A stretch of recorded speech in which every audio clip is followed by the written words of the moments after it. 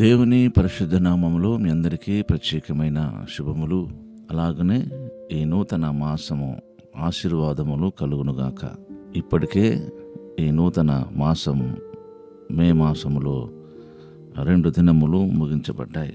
ఈ ప్రత్యేకమైన మాసములో ఆశీర్వకరముగా దీవెనకరముగా మనం ఉండునట్లుగా దేవుడు తన కృపను మెండుగా మన మీద కుమ్మరించునుగాక. ఈరోజు దేవుని మాట, ఈరోజు దేవుని వాక్యము కీర్తన 91వ కీర్తనలో 7వ వాక్య భాగం. నీ ప్రక్కను 1000 మంది పడినను, నీ కుడి ప్రక్కను 10,000 మంది కూలినను అపాయము నీ వద్దకు రాదు. నీ ప్రక్కన 1000 మంది పడినను, నీ కుడి పక్కన 10,000 మంది కూలినను అపాయము నీ వద్దకు రాదు. గమనించండి దేవుని మాట. మనం ఈ వాక్య భాగాన్ని లేదా ఈ వాగ్దానాన్ని చాలా సాధారణంగా తీసుకుంటాం. ఎందుకంటే అంతగా దేవుని మాట నమ్మడానికి అవకాశం లేని విధంగా ఉంది కనుక. నీ ప్రక్కన 1000 మంది, నీ కుడి పక్కన 10,000 మంది అని రాయబడ్డది. అంటే నా పక్కన, కుడి పక్కన, ఎడమ పక్కన అంతమంది నష్టం కలుగుతుంటే నీవు మాత్రం సేఫ్ జోన్లో ఉంటావు అనే ఈ వాగ్దానం యొక్క అర్థం. ఇది నిజముగా వాస్తవం.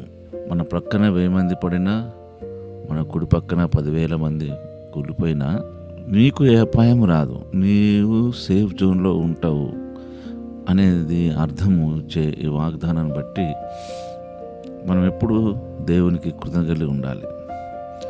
దేవుడు ఏ మాట ఇచ్చినా అది నిశ్చయముగా అది మన జీవితంలో నెరవేర్చబడుతుంది. అంతగా దేవుడు మన పితరులను ప్రేమించి ఐగుప్తు దేశమంతా చీకటి, వీరు మన పితరులు ఉన్న గెర్షోను ప్రాంతం మాత్రం వెలుగుగా ఉన్నట్టు మనం చూడవచ్చు. ఎంత అద్భుతం! మన ఇశ్రాయేళ్లకు ముందు నడుస్తూ దేవుడు పగలు మేఘస్తంభంలో, రాత్రి అగ్నిస్తంభంలో ఉండి వారికి వెలుగిచ్చిండు. ఆ ఫరో సైన్యానికి మాత్రము చీకటిగానే ఉంది. ఐగుప్తు దేశమంతా తెగుళ్ళు వచ్చినాయి. మన పితరులు నివసించే గెర్షోను ప్రాంతం అంతా కూడా సేఫ్ జోన్లో ఉంది. మీరు నిజంగా దేవుణ్ణి నమ్మగలిగితే నిజంగా దేవుడు తన కార్యాన్ని చేయడానికి సిద్ధంగా ఉంటాడు. మన దేవుణ్ణి ఎట్లా నమ్మాలంటే గుడ్డిగానే నమ్మాలి. అంతగా దేవుని మీద ఆధారపడాలి, అంతగా దేవుని నమ్మాలి. అందుకే మీకు ఒక విషయాన్ని పదే పదే చెప్తూ ఉంటాను.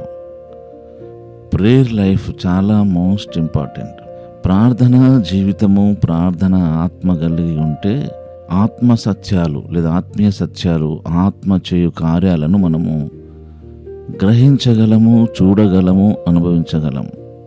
ఈ 3 ఉంటాయి. గ్రహించగలము, చూడగలము, అనుభవించగలం. కనుక మన ఆత్మీయ జీవితంలో ప్రార్థన జీవితము, ప్రార్థన సహవాసము అంత ప్రాధాన్యతను, అంత ప్రాముఖ్యతను సంచరింపచేస్తుంది. కనుక నీ పక్కన 1000 మంది పడినా, నీ కుడి పక్కన 10,000 మంది కూలినా అపాయము నీ వద్దకు రాదు. ఈ వాగ్దానము మనందరి జీవితంలో నిత్యము నెరవేరినట్లు ప్రభు సహాయపడతాడు.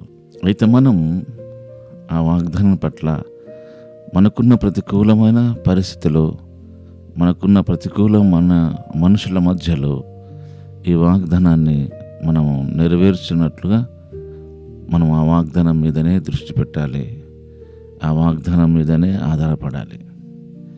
అంటే వాగ్దానం ఇచ్చిన దేవుడు నమ్మదగిన వాడు కనుక ఆయన అలాగున చేయను. మీరు ఎలాంటి పరిస్థితుల మధ్య ఉన్నారో దేవుడు మిమ్మల్ని ఆదుకునేవాడు, మిమ్మల్ని అర్థం చేసుకునేవాడు, మీకు సహాయం చేయవాడు.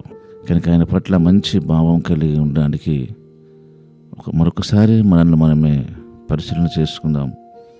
ఆ పరిశీలనే మనం ఇంకనూ పాపులమై ఉండగానే ఆయన మన కొరకు మరణించాడు. మనం ఇంకనూ శత్రులమై ఉండగానే ఆయన మన నిమిత్తమై మరణించాడు. మనం ఇంకనూ శాపగ్రస్తులమై ఉండగానే ఆయన మన కొరకై మరణించాడు. మన స్థితిగతులను ఎరిగినవాడు. ఆ స్థితిగతులను బట్టి, మన మనస్తత్వాన్ని బట్టి, మనం చేసే పనులను బట్టి దేవుడు మనకు సహాయం చేయడము, సహాయం చేయకపోవడం అనేది కానే కాదు. ఆయన మాట ఇచ్చాడు, ఆయన అలాగున చేస్తాడు. ఆయన నమ్మదగిన వాడు కనుక మనల్ని మనం దేవునికి అప్పగించుకుందాం. ఈ వాగ్దానం మన జీవితంలో నెరవేరినట్లుగా. పరిశుద్ధుడైన తండ్రి, ప్రేమ కలిగిన దేవ, ఈ వందనాలు చెల్లిస్తూ ఈ దిన వాగ్దానం కొరకై నేను స్తుతిస్తూ యేసు నామములోనే ప్రార్థిస్తున్నాము తండ్రి.